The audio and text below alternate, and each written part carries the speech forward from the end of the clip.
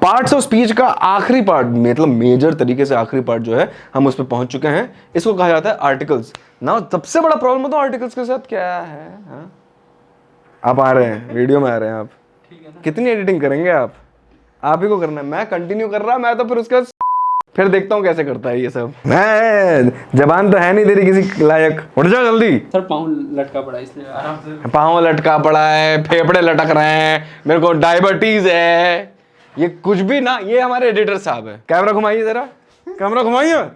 ये आएंगे, इनको पता चलना चाहिए मेरा कैमरा कहाँ है। मैं भी तो थोड़ा इन्फ्लुएंसर हूँ, भूल गया था मैं।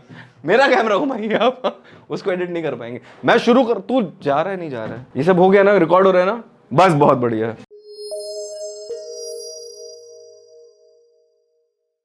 अब पार्ट्स ऑफ स्पीच की जो जर्नी थी ना, उसके हम फाइनल स्टेशन पे यहां पहुंच चुके हैं। मतलब अगर मेजर तरीके से बात की जाए तो जो इंपॉर्टेंट पार्ट्स ऑफ स्पीच है, जो कि यूजुअली हम रोजमर्रा के जीवन में विच वी कम अक्रॉस, वो सारे पार्ट्स ऑफ स्पीच अभी हम खत्म कर चुके हैं, मतलब करने वाले हैं इस वीडियो के साथ। और आज हम जानेंगे भाई आखिरी वाला, आर्टिकल्स। ना आर्टिकल्स ना बहुत इंपॉर्टेंट है, बताऊं क्यों? क्योंकि मेनी अ टाइम उसका यूजेज हमें समझ में नहीं आता, स्पेशली जब हम ए और एन की बात करते हैं। कई बार लोगों को लगता है ये सिर्फ वोवल या कॉन्सोनेंट का खेल है। नहीं नहीं नहीं नहीं नहीं, लैंग्वेज लिखने से पहले ना इट वाज अ साउंड।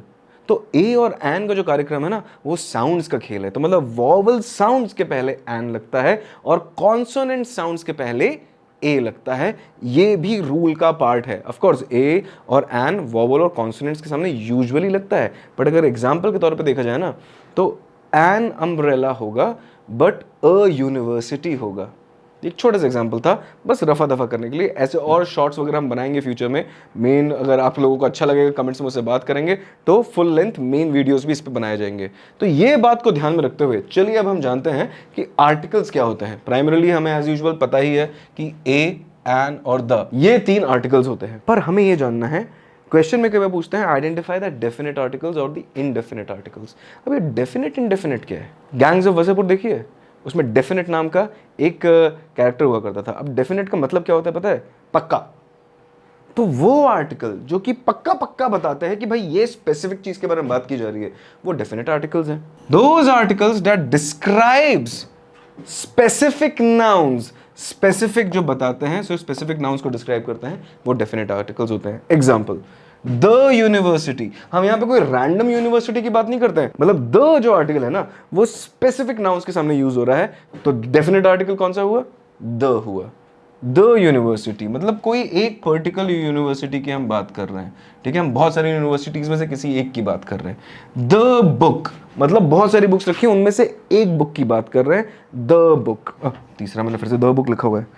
तीसरा, द पेन मतलब मेरे हाथ में बहुत सारे पेन है फॉर एग्जाम्पल, पर I am speaking about this pen, the pen. और बाय द वे दिस भी हमारा स्पेसिफिसिटी बताता है।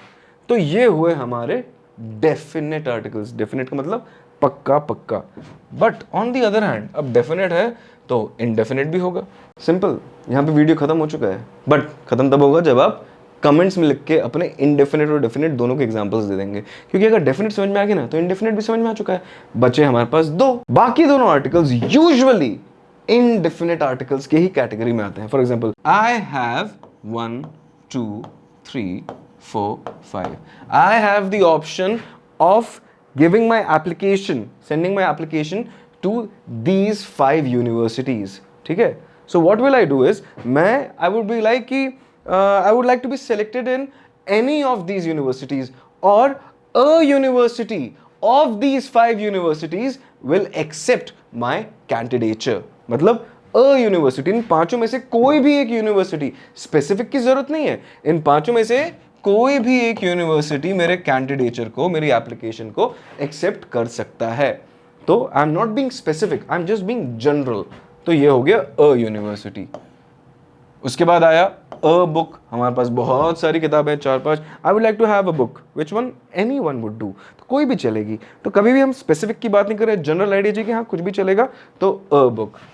आई would like to have a pen, मतलब मेरे पास 4-5 पेन है, तो this pen, no no no, any pen would do, मतलब कुछ भी चलेगा। तो whenever we are talking in general terms, we are talking in indefinite terms, what we are doing, we are using indefinite articles. तो इसी के साथ साथ हमारी पार्ट्स ऑफ स्पीच की जर्नी यहां पे खत्म होती है। वो parts of speech which we come across usually when we are using the language of English. Now homework या कमेंट वाला वर्क, फिर से वही दरख्वास्त है, यहीं पे रिवीजन करिए और यहीं पे निपटाइए ये सारे कार्यक्रम को, क्योंकि ये बहुत मेजर चीज़ें नहीं है, ये प्रैक्टिस से आएंगी, ये याद करने वाली चीज़ें नहीं है। मैंने आपको ये सारे कॉन्सेप्ट्स इसलिए समझाए क्योंकि मैंने पहले भी बोला था before we began this series that there are 2 essentials to learning a language in order to express our ideas.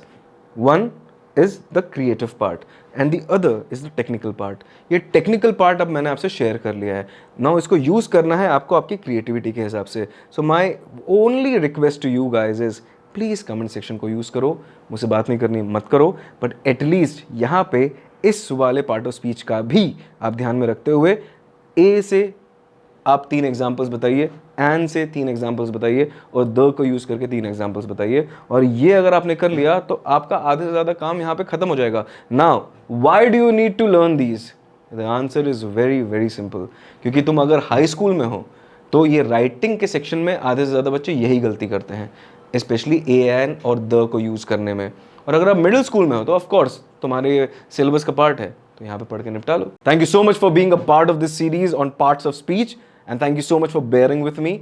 यहाँ पे इस गाड़ी को हम विराम देते हैं और इसके बाद और कुछ टॉपिक्स के साथ इंटरेस्टिंग तरीके से पढ़ते हुए हम आगे के फ्यूचर वीडियोज़ में मिलेंगे. तब तक के लिए नमस्कार. Thank you so much. I will be waiting for your comments. Bye bye.